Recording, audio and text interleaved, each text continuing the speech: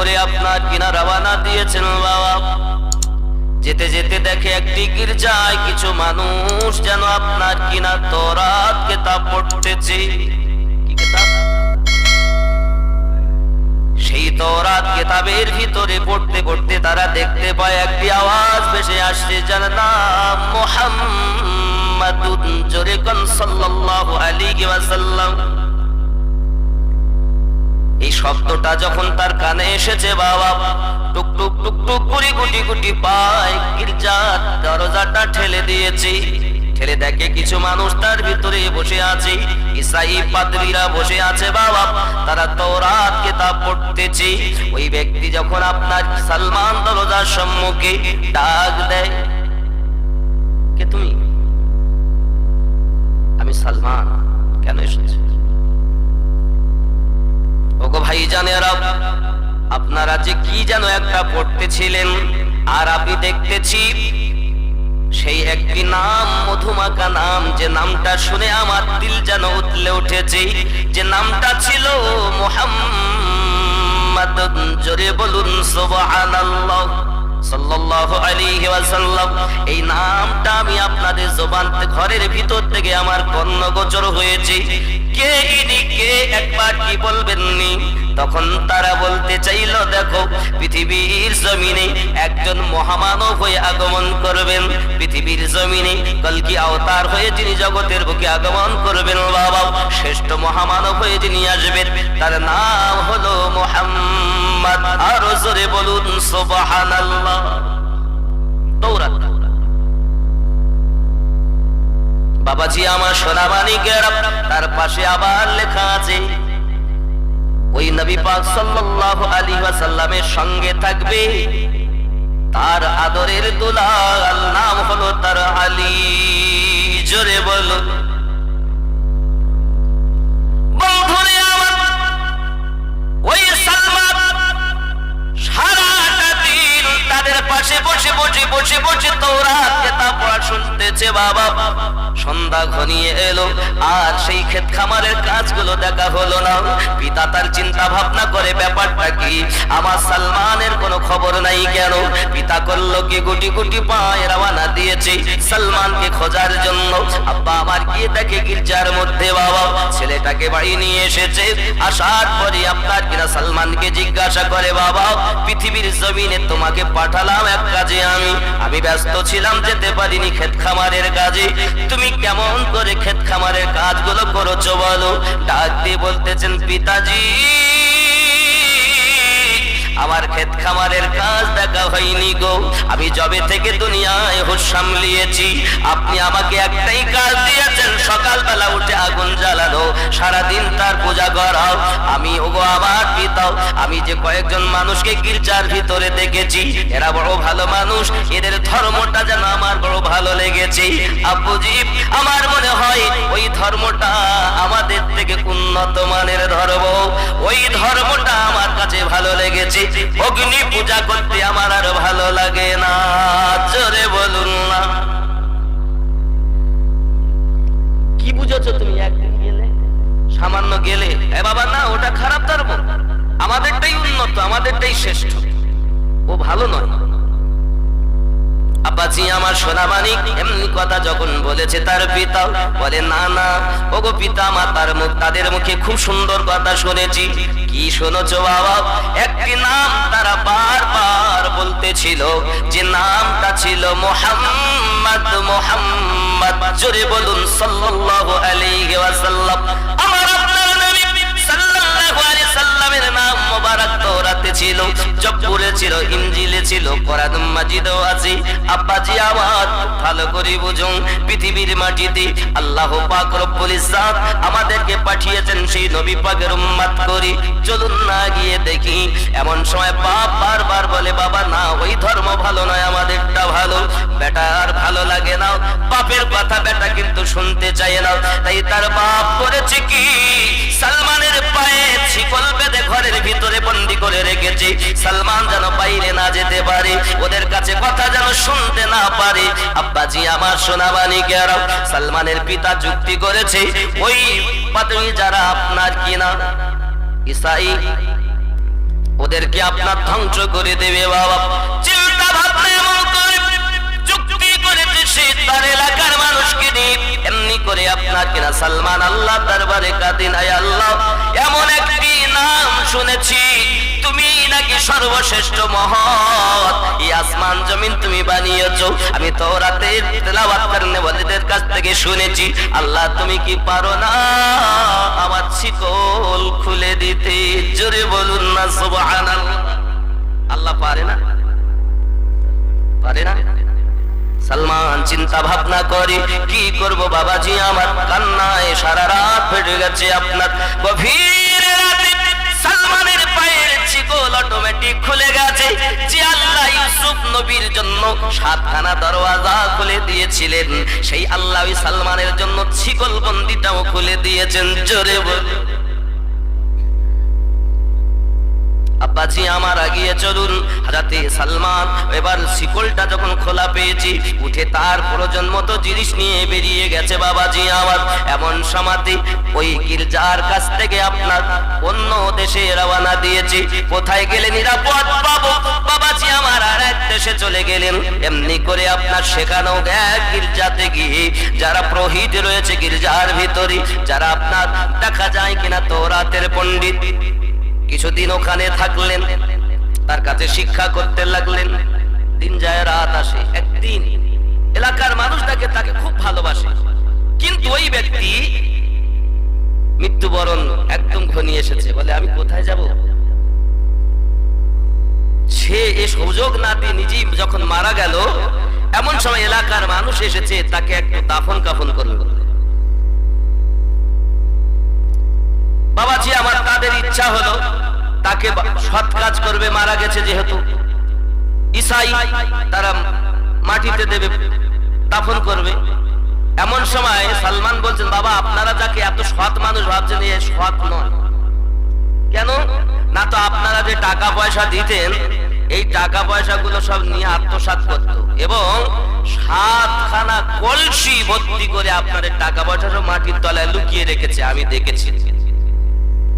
এখন লাশ রেখে ওরা সেইটা তুলতে যায়, কে দেখে সত্যি তাই। আর ওরা কি করলো? তাকে টাঙিয়ে দিয়ে পাথর মেরে মেরে তাকে পুরো একেবারে শেষ। সেই অবস্থায় যেটুকু ছিল সেটুকু নিয়ে কিছু জ্বালিয়ে দিয়েছে আগুন দিয়ে। আর একজনকে তারা তাদের নেতা হিসেবে গ্রহণ করলো। ওখান থেকে সালমান আর এক দেশে চলে রওনা দিল। সেখানে গিয়েও একজনের কাছে থাকছেন, সেও একই অবস্থা। সেই ব্যক্তি সেও ইন্তেকাল করে, সেও মারা যায়।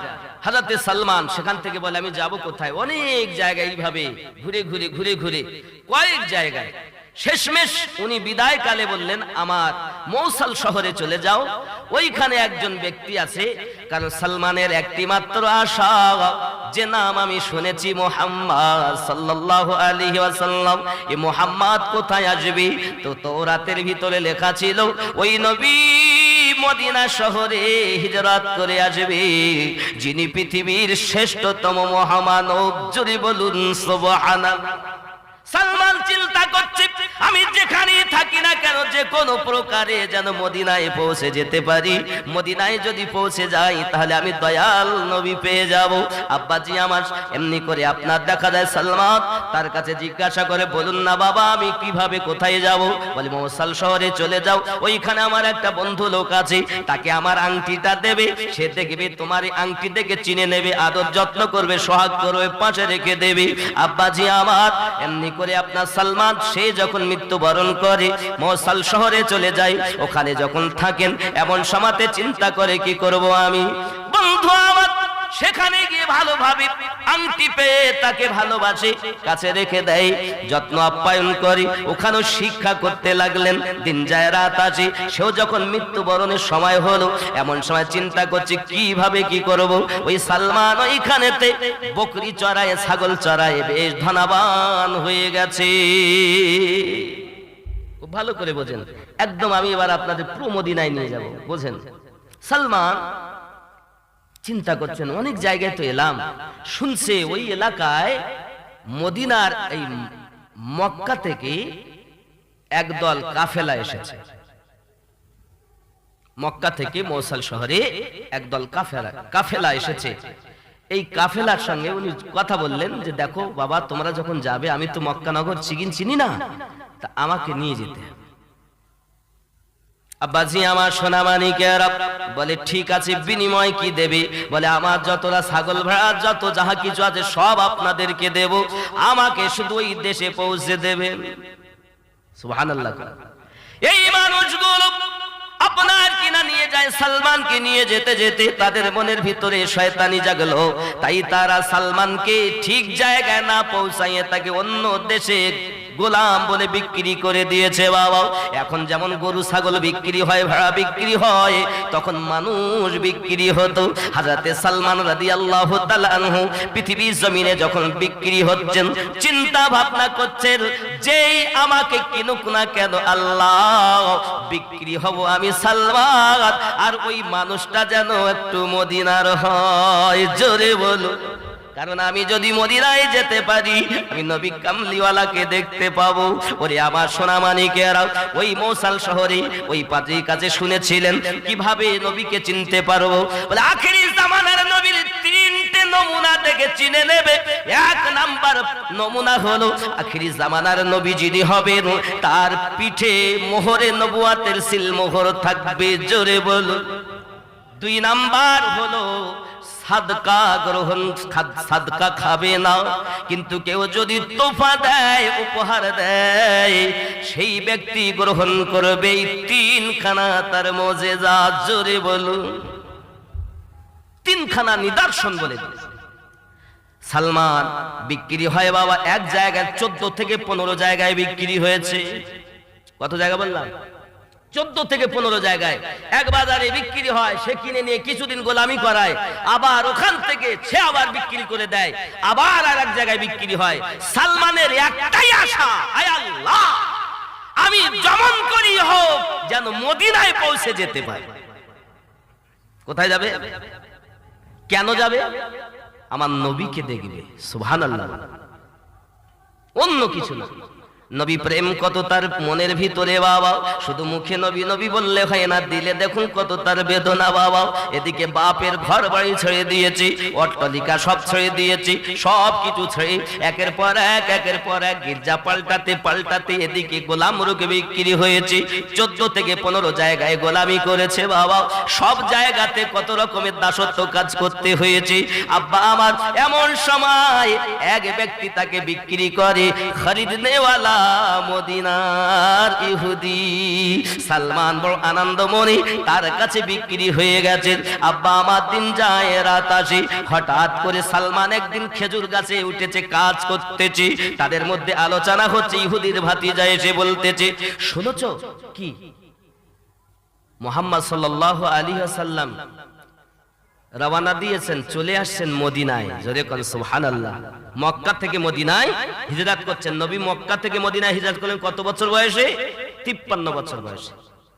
খেয়াল করেন। আর এই সালমান, এর দাড়ি ওগারা সবকিছু পেকে গেছে, অনেক বয়স পেয়েছিলেন, দাড়িটাই সব সাদা। হযরতে সালমান রাদিয়াল্লাহু তাআলা আনহু গাছের উপরে শুনেছে এই ভাতিজার আওয়াজটা, ইহুদির ভাতিজার আওয়াজটা তার কর্ণগোচর হয়েছে। কি আওয়াজ? এই আওয়াজটা হলো মুহাম্মদ সাল্লাল্লাহু আলাইহি ওয়াসাল্লাম মক্কা থেকে মদিনায় হিজরত করে আসতেছে। কুবাতে নবী আমার আছে, কুবাতে আছে। ওরে আমার সোনাবানিকেরা, এই কথা যখন সালমানের কানে গেল, সালমান উপর থেকে যেন নিচেই পড়ে যাবে এরকম মনে হচ্ছে। ওরে যে নবীর জন্য আমি এত জায়গায় বিক্রি হলাম, এত গোলামি করলাম, সেই নবী আজ মদিনাতে এসেছে, আমার বড় আনন্দ হয়। পড়ে যাবেন এরকম ভাব। সালমান উপর থেকে নিচে নেমে এসেছে। চট করে যখন এসেছে, এখন ওই ভাতিজার গায়ের উপরে পড়ে গেছে। যেই পড়েছে জিজ্ঞাসা করছে, তুমি কি একটা বলছিলে না? সুবহানাল্লাহ বলেন, আরো জোরে বলুন। তুমি কি একটা বলছিলে না? তুই চাকর, তোরে শোনার দরকার কি? দিয়ে এক চড় দিয়েছে কষে। আব্বাজি আমার সালমান রাতের বেলা কুবাতে গেছেন, যাওয়ার পরে আপনার করেছে কি, সর্বপ্রথম কিছু খেজুর আমার নবী পাকের কাছে নিয়ে গেছে, যেগুলো হলো সাদকার মাল। এমন সময় সাদকার মাল যখন নিয়ে গেছেন, নবী পাক সাল্লাল্লাহু আলাইহি সাল্লাম দেখেছেন, নবী পাককে বলেন, হুজুর আমার এটা সাদকার মাল, আপনি নেন, একটু গ্রহণ করুন। নবী পাক আমার বললেন, সব সাহাবায়ে কেরামদেরকে বন্টন করে দাও, বাবা তোমরা খাও, আমি নবী সাদকার মাল খাই না। জোরে বলো। এক নাম্বার। 2 নাম্বার পরীক্ষা এবার দেবেন উনি তোফা, তাবারক, হাদিয়া। হযরতে সালমান রাদিয়াল্লাহু তাআলা আনহু পরের দিন আবার কিছু খেজুর নিয়ে গেছেন, হুজুর এই খেজুরটা হলো আমার তরফ থেকে আপনার জন্য হাদিয়াও।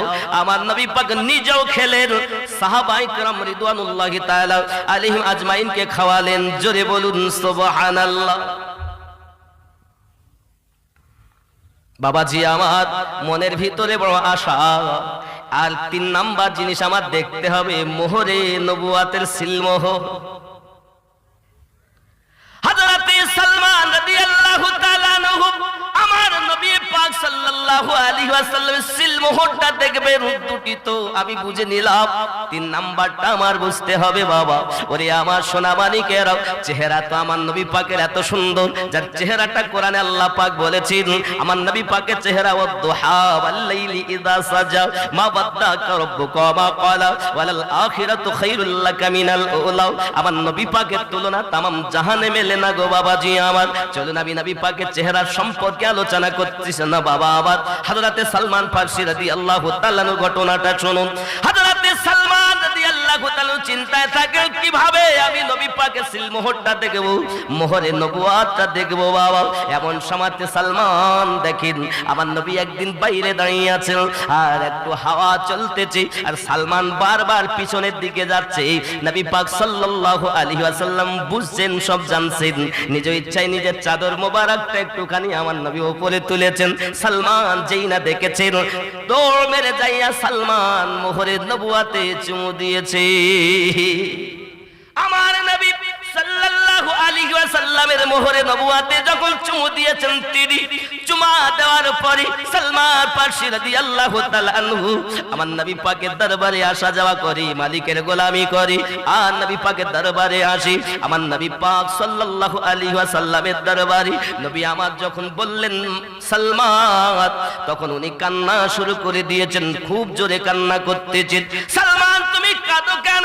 হুজুর আমি আপনার খরিদার, আমার মন চায় আপনার দরবারে থাকবো, কিন্তু আমি ইহুদির গোলামি করি হুজুর, আমার মালিক আমাকে ছাড়বে না, আমার মালিক আমাকে দেবে না হুজুর, বলুন এখন কি করা যায়? আপনার আমার নবী বলেন, সালমান তুমি কি বিক্রি হবে? হুজুর আমি এই বুড়ো বয়সে আমাকে কে কিনবে? আমার নবী পাক বলেন, সালমান রে, যার কেউ না কেনে আমি নবী তাকে খরিদ করি। সালমান আনন্দে আত্মহারা হয়ে গেছে, নবী কিনবেন আর সালমান বিক্রি হবে।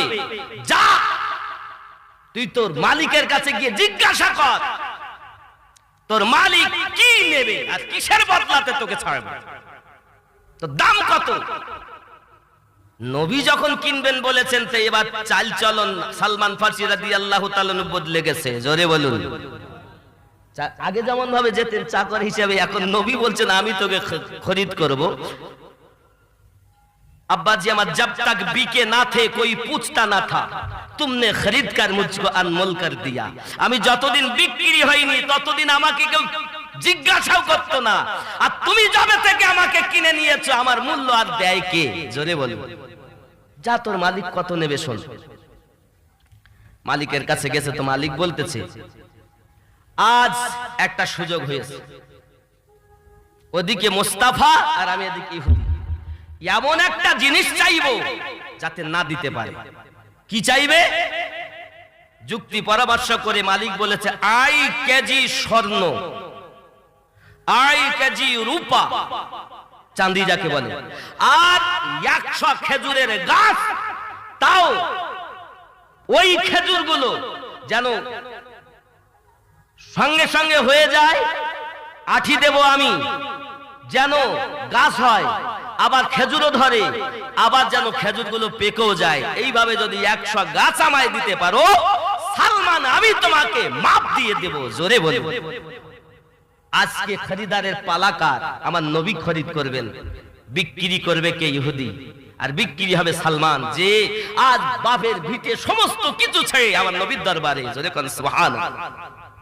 কথা কি বুঝতেছেন আমার আব্বাজি? আমার এসে নবী পাক সাল্লাল্লাহু আলাইহি সাল্লামের কাছে বললেন, ইয়া রাসূলুল্লাহ সাল্লাল্লাহু আলাইহি সাল্লাম, মালিক বলেছে 2.5 কেজি সোনা নেবে। জোরে বলুন, কত কেজি? আল্লাহ রাসূল সাল্লাল্লাহু আলাইহি ওয়াসাল্লাম একটি আন্ডা দিলেন আর বললেন, কাপড়ে করে নিয়ে যাও। হুজুর, এই আন্ডা, একটা ডিম, যাও তুমি নিয়ে যাও। আল্লাহ পাকের কি কুদরত দেখুন আমার সোনা মানিকেরা। আমার নবীকে অনেকে চেনেন না বাবা। আমার নবী সাল্লাল্লাহু আলাইহি ওয়াসাল্লাম সালমানকে বললেন, তুমি যাও ঢেকে নিয়ে যাও, আর মালিকের কাছে গিয়ে বলবে তুমি দেবে। ও যা চায় এটাকে ওজন করতে বলবে। আমার নবী পাকের ওই রহমতি হাত, আল্লাহর দেওয়া কুদরতি হাত, যে হাতে আমার আল্লাহর দেওয়া পাওয়ার রয়েছে বাবা, ওই হাত ওই ডিমে লেগেছে। হযরতে সালমান রাদিয়াল্লাহু তাআলা যখন নিয়ে তার ইহুদি মালিকের কাছে দিলেন, কি এনেছো? বলছে, মেপে তো দেখো। তো যেই কাপড় খুলে দেখছে তো দেখতে সোনা। জোরে বলুন। বলছি কি হবে? বলছি মেপে তো দেখো। পাল্লাতে তুলেছে তো 2.5 কেজি সোনা হয়ে গেছে। একটা ডিম আমার নবী পাকের হাত মোবারকের বরকতে 2.5 কেজি স্বর্ণে পরিণত হয়ে গেছে। কিনছে কে? কিনছে কে? রাসূল। বিক্রি করছে ইহুদি। আমার নবী যাকে একবার দেয় কিয়ামত পর্যন্ত তার প্রয়োজন হয় না। জোরে বলুন। আমার নবীকে তো চিনলে না, আজ নবী পাক সম্পর্কে দ্বিমত। আব্বাজি আমার সোনা মানিকেরা, 2 নাম্বার 2.5 কেজি রূপা দিতে হবে। আমার নবী, আপনার নবী সাল্লাল্লাহু আলাইহি ওয়াসাল্লাম বলেন, ও সালমান, আমার নবী পাক সাল্লাল্লাহু আলাইহি ওয়াসাল্লাম বললেন, কিছু মাটি নিয়ে এসো। 1 মুষ্টি মাটি দিলেন নবী। সুবহানাল্লাহ। কর রুমালে করলে যাও। রুমালে করে মাটি নিয়ে গেছে। তুমি ওইভাবে ঢেকে নিয়ে যাও। আহা, আমার হুজুররা বলতেন, খানা তৈরি হচ্ছে, এই বাপ তোরা তাকাস নে, ওইভাবে ঢেকে রাখ আর দে। লোক কম হয়েছে তো কি হয়েছে? এ ঘুনি গ্রামের মানুষ মানে জালসা করছে হুজুর আশায়, কি হয়েছে? অসুবিধা কি আছে? ঢেকে ওইবার দিতে থাক। সবার দেয়, তাও যেমন মাল তেমন থেকে যায়। আরে আমার নবীর পাওয়া, এ তো ওলি আল্লাহর কারামাত আর নবীর মোজেজা দেখেন। রুমালে করে দিয়ে গেছেন ধুলো মাটি। ইহুদি বলছে, क्या लेके आए हो सलमान? खुल के तो देखो। खुले तो देखो। खुले দেখতেছে চাঁদি হয়ে গেছে। মেপে দেখতেছে তো 2.5 কেজি চাঁদি। জোরে বলুন। এবার বাকি আছে কি? 100 খেজুর গাছ। আমার আপনার নবী সাল্লাল্লাহু আলাইহি ওয়াসাল্লাম যাকে একবার দেয় কিয়ামত পর্যন্ত তারা চাওয়ার প্রয়োজন হয় না বাবা। এজন্য কিতাবের মধ্যে এসেছে, একদা আপনার কিনা দেখা গেল হাতেম তাইয়ের ছেলের সঙ্গে ইমামে হোসেন পাকের আপনার কথাবাকথন হয়। হাতেম তাইয়ের ছেলে নাতি বলে, আমার নানু এমন ছিল, দুনিয়ায় 1000টা দরজা আছে, একই ফকির যদি 1000টা দরজা দিয়ে সে চায়, আমার নানু 1000টা দরজা দিয়ে দেয়, ফিরায় না। ইমামে পাক হোসাইনি পাক বললেন, ভাই তোমার নানু একবার দিলেও জান ভরে না, 2 বার দিলেও মন ভরে না, 10 বার দিলেও প্রাণ ভরে না, 1000 বার দিলেও তার চাহাত মেটে নাও। আমার নানা যাকে একবার আতা করে দেয় কিয়ামত পর্যন্ত আর চাওয়ার প্রয়োজন হয় না। ये है मेरा नाना। আমার নবী বলছেন, সালমান এবার কি বাকি? তাহলে খেজুর গাছ। তো যাও আলীকে ডাকো। সুবহানাল্লাহ বলেন। কাকে বললেন ডাকতে? হযরতে আলীকে। হযরতে আলী রাদিয়াল্লাহু তাআলা আনহু, যে আলী 12 ইমামের সর্বপ্রথম ইমাম, জোরে বলুন 12 ইমামের সর্বপ্রথম ইমাম। এখন মসজিদের ইমাম যাকে তাকে ইমাম বানাচ্ছে। এই মসজিদের ইমামের পিছনে নামাজ পড়া জায়েজ হবে না যদি সে 12 ইমামের অনুসারী না হয়। আমি আমিনউদ্দিন বলে যাই, অনেকের গাজালা করবে, খেয়াল করুন। দালালি কথা তো বলতে আসিনি, আর সবার কথা ভালো লাগবে না। এই 12 ইমামের মধ্যে পৃথিবীর জমিনে 12 ইমাম কারা কারা এটা আগে জানা দরকার। জানা দরকার আছে কিনা বলেন? 12 ইমাম কারা কারা জানা দরকার নেই? খেয়াল করেন। 1 নাম্বার ইমাম হযরতে ইমামে আলী কারামাল্লাহ ওয়াজহুল করিম, যাকে আল্লাহ টাইগার বলা হয়, জোরে কোন সুবহানাল্লাহ। 2 নাম্বার ইমামে হাসানে পাক রাদিয়াল্লাহু তাআলা আনহু আলাইহিস সালাম, জোরে কোন সুবহানাল্লাহ। আলাইহিস সালাম বলা জায়েজ আছে, কিন্তু নবী ফেরেশতাদের জন্য খাস ছিল, এজন্য আলাইহিস সালাম বলা জায়েজ, কিন্তু এনারা ছিলেন নবী পাকের নওয়াসা, সুবহানাল্লাহ। 3 নাম্বার ইমামে হুসাইনে পাক, 4 নাম্বার জাইনুল আবিদিন, 5 নাম্বার ইমাম মুহাম্মদ বাকর, 6 নাম্বার ইমাম জাফর সাদিক রাদিয়াল্লাহু তাআলা আনহু, জোরে কোন সুবহানাল্লাহ।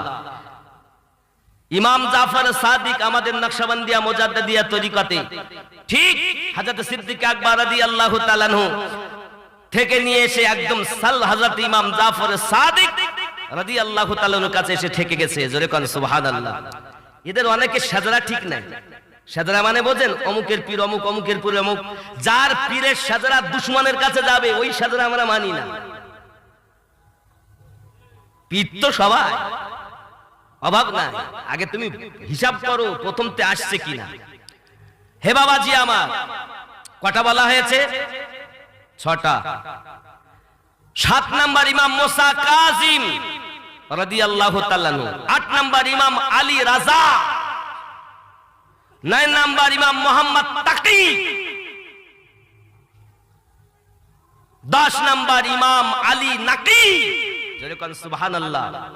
11 নাম্বার ইমাম হাসান আসকারি, 12 নাম্বার ইমাম এখনো আসবেন ইমাম মেহেদী, জোরে বলুন সুবহান। এই ইমামকে অনুসরণ করতে হবে।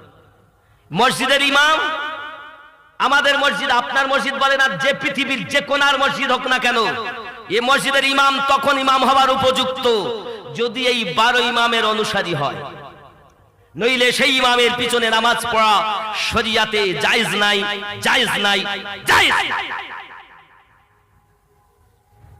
কেন? এ বাবা, তাহলে মাওলানা আমিনউদ্দিন ভাই, আমরা ইমামে আবু হানিফাকে মানি।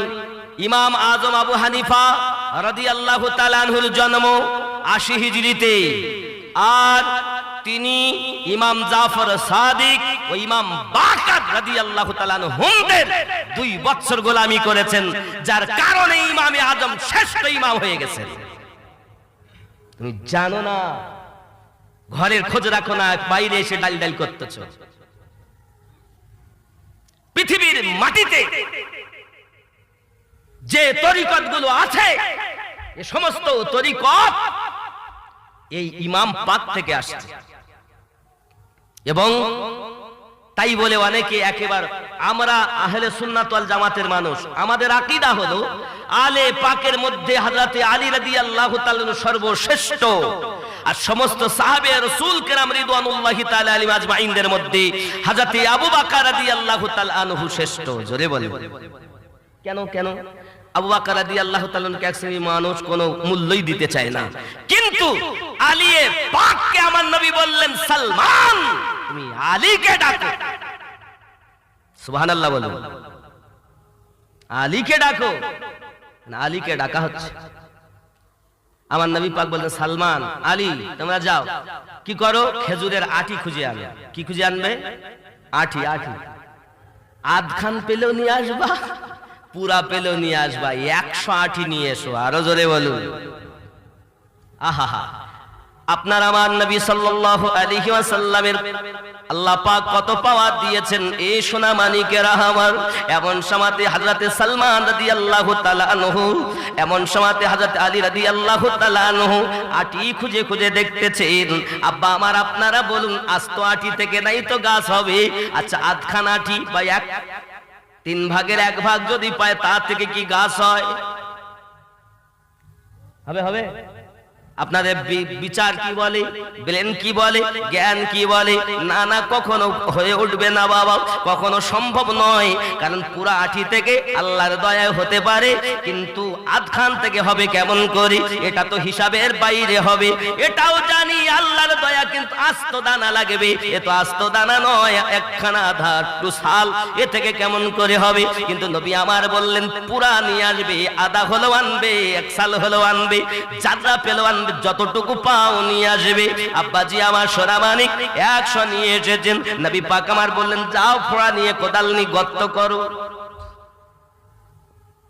বাবা যখন সোনা দিয়েছেন তখন 5 দিন, যখন রূপ মানে চাঁদি দিয়েছেন সেটা 6 দিনের দিন, মাত্র 1 দিন বাকি আছে।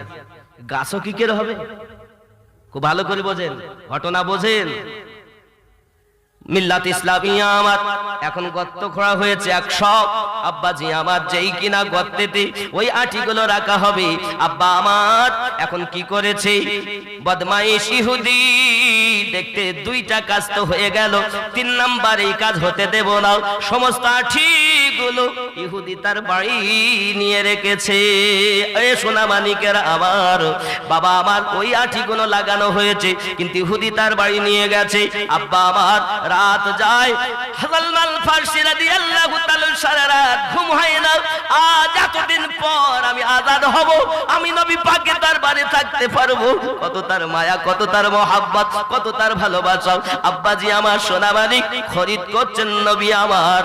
আমার নবী এমন খরিদ করলেন পৃথিবীর জমিনে।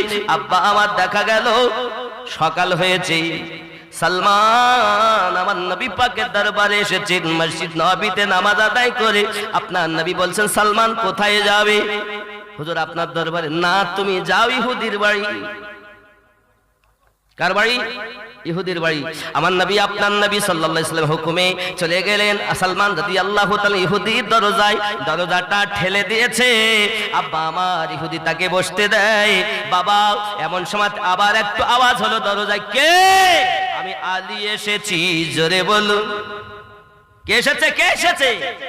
আলী এসেছে। কিসের জন্য এসেছো আলী? আমি সালমানকে নিয়ে যেতে এসেছি।